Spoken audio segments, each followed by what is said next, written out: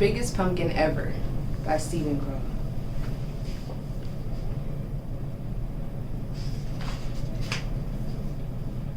Once there were two mice who fell in love with the same pumpkin.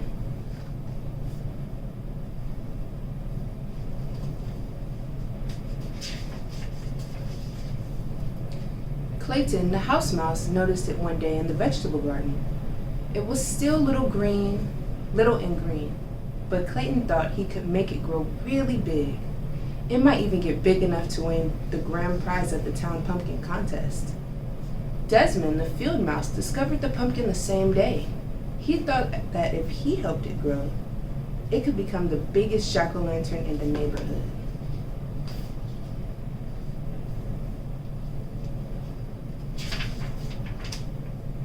That afternoon, Clayton watered the pumpkin.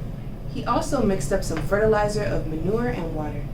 He spread the mixture around the pumpkin to make it grow larger. That very same night, Desmond went into the garden. He watered the pumpkin too. He also spread some manure mixed with water around it.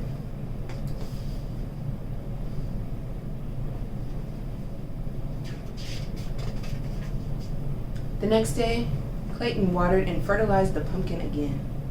The next night, Desmond did the same, and the pumpkin began to grow. By the end of the month, the pumpkin was so large Clayton couldn't believe his eyes.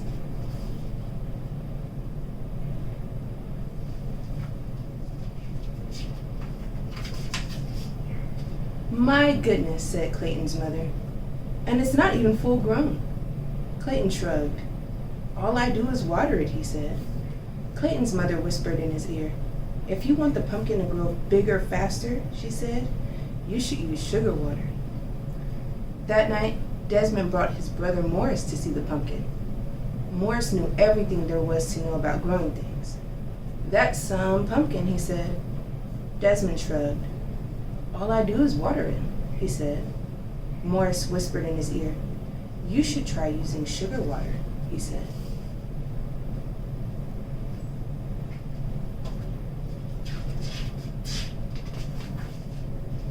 The next day, Clayton dug a small hole beside the pumpkin vine. In the hole, he placed a bowl full of sugar water. He cut into the vine a few inches from the pumpkin. In the cut, he put one end of a piece of a candle wick. Then he put the other end in the bowl of sugar water. That night, on the other side of the pumpkin, Desmond did the exact same thing. Within a week, the pumpkin was twice the size it had been. And within 2 weeks, it was absolutely enormous.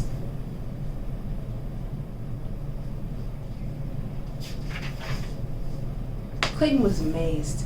He ran down the road and peeked into his friend Jimmy's pumpkin patch. The pumpkin Jimmy was growing for the contest looked much smaller. Clayton scratched his head. "I have an amazing pumpkin," he said out loud, "and I think I'm going to win the contest."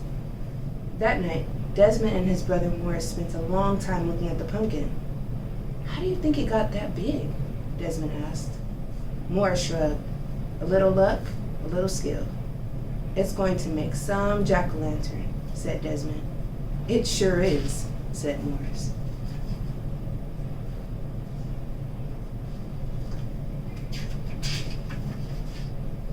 A week later, Clayton noticed the pumpkin was bigger than the family car. During the day, everyone he knew came by to admire it. And at night, all the field mice gathered round to do the same. By now, summer was almost over. In a week, the pumpkin would be full grown and start turning yellowish and then orange. A few weeks after that, it would be ripe and ready for the pumpkin contest. Clayton could hardly wait. The pumpkin was growing so fast, it would soon be larger than his house. Then he had a terrible thought. If the pumpkin was so big, how would he get it to the contest? It wouldn't fit in his red wagon. It wouldn't even fit in a truck. Clayton decided to worry about this when the time came.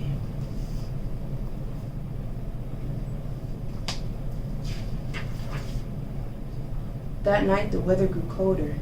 Thinking there might be an early frost, Clayton rushed out to the pumpkin with his blanket. One was not enough. Soon he was rushing back and forth, carrying all the blankets from the house. As he worked, he hummed a little song. And as he hummed, he heard someone else singing. he also began to realize that someone else was covering the pumpkin with blankets. Desmond, too, had seen the danger of an early frost.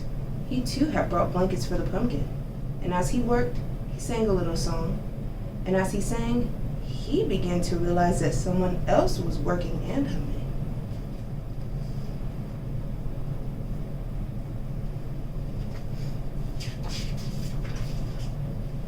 Clayton stopped humming. He put down his pile of blankets and peered around the corner of the pumpkin. Desmond stopped singing. He put down his blankets and peered around the corner of the pumpkin. The two of them bumped heads and fell down. "You've been feeding the pumpkin," said Clayton. "You've been feeding the pumpkin," said Desmond. "That's why it got so big," said Clayton. "That's why it got so big," said Desmond. They burst out laughing.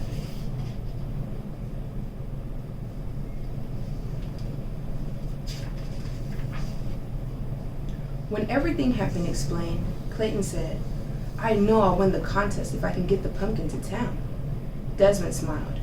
"I'll help you. Just let me carve the pumpkin into a jack-o'-lantern for Halloween when the contest is over."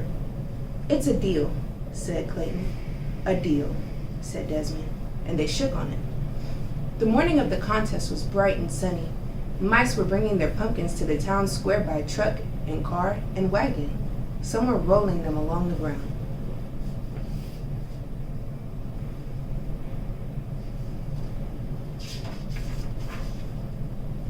Suddenly, they all stopped short. Over the fields came the biggest pumpkin anyone had ever seen. It was being pulled by 100 field mice on motorcycles.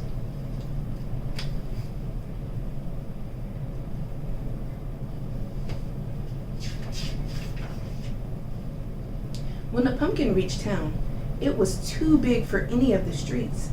Clayton had to explain why they couldn't bring it to the square. The mayor understood at once. He led the crowd to the giant pumpkin and pinned the first prize ribbon on its side. Then everyone danced around it. "Who would have believed this?" said Clayton as he danced. "Who would have believed this?" said Desmond at the same moment.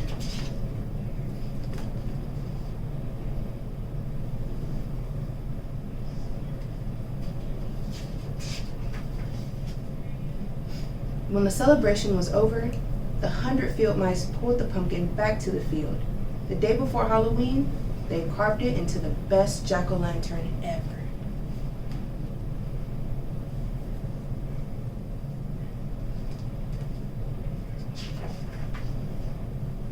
And on Halloween night, its wonderful, smiling face could be seen glowing for miles around.